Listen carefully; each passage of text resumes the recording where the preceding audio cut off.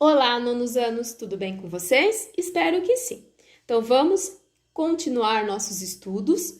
Apostila Universitário, tá? O livro 2, página 17. Essa semana nós vamos falar um pouquinho da depredação do Brasil. Então vamos começar lá no aquecendo. Ei, Gava, você sabia que os caraíbas chamam Jaci de lua e boi de cobra? Aquilo, Papa Capim? Como os caraíbas chamam aquilo? Progresso, tá? Então, vocês viram que era uma tirinha. Aí, nós estamos falando um pouquinho dessa depredação. E aí, vocês vão responder a pergunta para mim do aquecendo e do pensando nisso. Como você interpreta a fala da última cena? Então, vão colocar com as palavras de vocês. Quais as consequências desse processo para os seres vivos? Tá? Então, vocês vão responder para mim essas duas.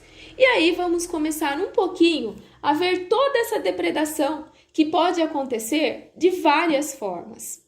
Então, vamos lá. Um dos primeiros que nós vamos falar, e é um dos grandes problemas de desequilíbrio ambiental, é a desertificação. E é aquela provocada principalmente pelo desmatamento. Tá? Isso é importante vocês saberem, ó. O Brasil é o país que mais desmata em todo o mundo. Entre 1985 e 2019, o país perdeu 87,2 milhões de hectares, tá? De áreas de vegetação nativa. Isso equivale a 10,25% do território nacional. E o desmatamento, ele ocorre por vários motivos, tá? Pode ser extração de madeiras de lei, criação de áreas para agricultura ou pecuária, abertura de estradas e também por queimadas, tá? Então, por que é importante? As copas das árvores, elas amortecem a queda da água das chuvas que suavemente escorre para o solo e acaba se infiltrando e atingindo os lençóis subterrâneos. Sem a cobertura das copas, a água das chuvas cai fortemente sobre o solo, promovendo enxurradas que retiram importantes nutrientes minerais, além de impedir a infiltração da água e facilitar a erosão do solo, agora muito ressecado. Então, olha a importância de uma vegetação.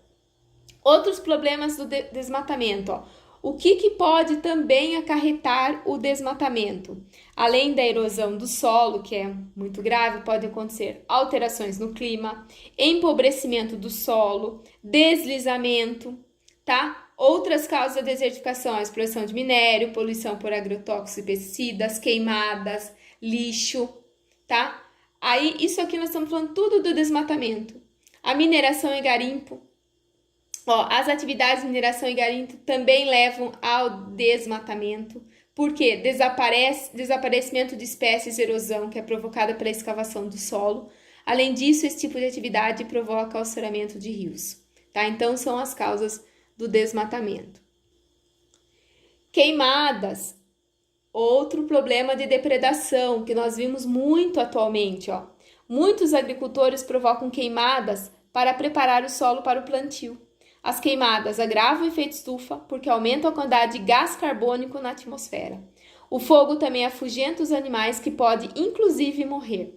O desmatamento permite maior incidência do sol, o que deixa as florestas mais secas e vulneráveis aos incêndios acidentais e criminosos, tá? Agrotóxicos. O que são agrotóxicos? São aqueles pesticidas usados na agricultura.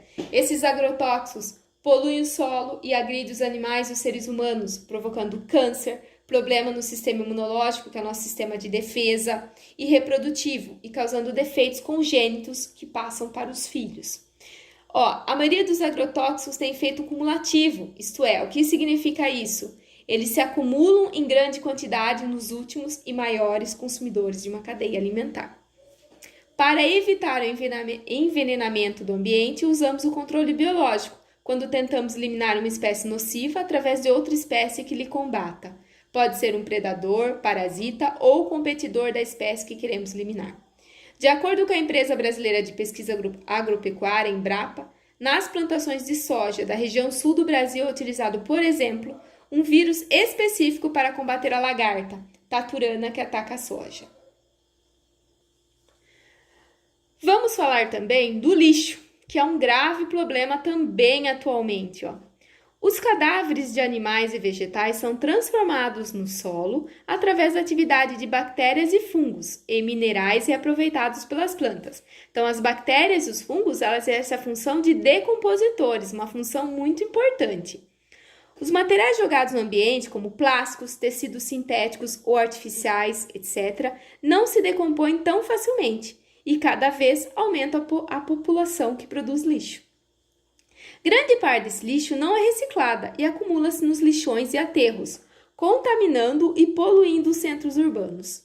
Em pouco tempo, esses lixões estão sendo empurrados para a periferia e para a zona rural, o que representa um grande perigo para a agricultura e para os rios. De acordo com o último levantamento do Instituto Brasileiro de Administração Municipal, o Brasil produz mais de 1 milhão de toneladas de lixo por dia, dos quais cerca de 39% tem como destino final os aterros sanitários. Para complicar o cenário, a maior parte desse resíduo é coletada sem uma separação que permita a reciclagem.